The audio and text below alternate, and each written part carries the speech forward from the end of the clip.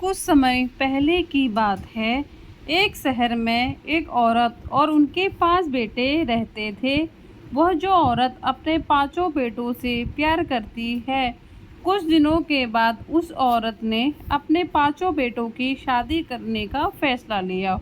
उसके 4 बेटे तो शादी के लिए तैयार हो जाते हैं, लेकिन उसका जो 5वां बेटा होता है उसने मना कर देता है। वह यह बोलता है कि वह किसी से प्यार करता है।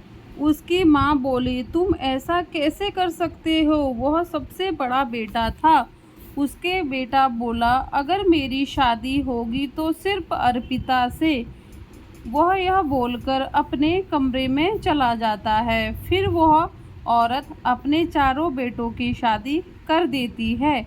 जिस दिन उसके 4 बेटों की शादी होती है, उसका बड़ा बेटा भी उसी दिन अर्पिता से शादी कर ले आता है। अर्पिता गरीब घर से होती है और उसका कलर भी सांवला होता है, लेकिन वह दिल की बहुत अच्छी होती है। जैसे कि वह लोग घर पहुँचे तो उसकी माँ और चारों उसकी मजाक बनाते हैं। अर्पिता को यह देखकर बहुत बुरा लगा।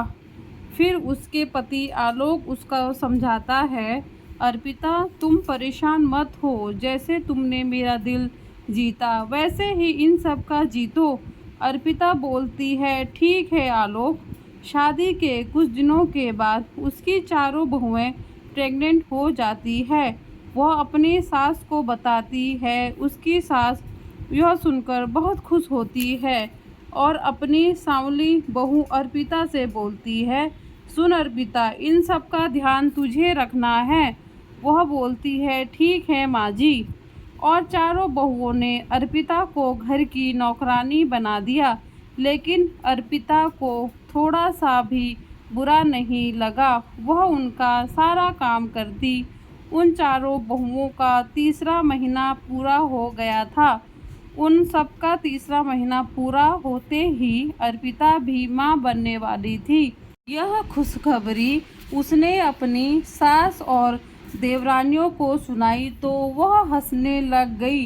बोली, जैसी अपनी है वैसे ही बच्चा भी सांवला होगा। यह सुनकर अर्पिता को बहुत दुख हुआ। वह बोली, आलोक, मैं इतनी बुरी हूँ क्या? सब लोग मेरा मजाक बनाते हैं। अगर सांवला होना बुरा है तो भगवान ने क्यों मुझे पैदा किया? यह बोलकर वह रोने लगी।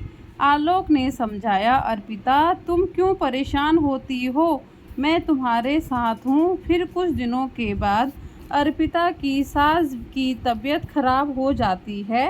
डॉक्टर बोलता है, उस लोग अपनी सास से दूर रहना, नहीं वह एलर्जी तुम लोगों को हो जाएगी, जिससे बहुत खतरा होगा। यह सुनकर उसकी 4 बहुएं अपनी सास के आसपास भी नज़र नहीं आती है और वो अर्पिता अपनी सास की अच्छे से सेवा करती है। सास ठीक हो जाती है, लेकिन अर्पिता का बच्चा पेट में ही मर जाता है।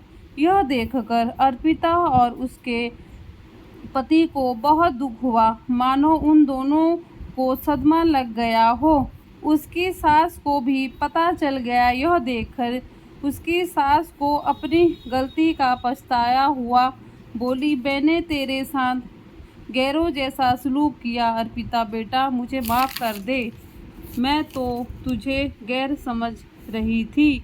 असल में तुम ही मेरी प्यारी बहू हो।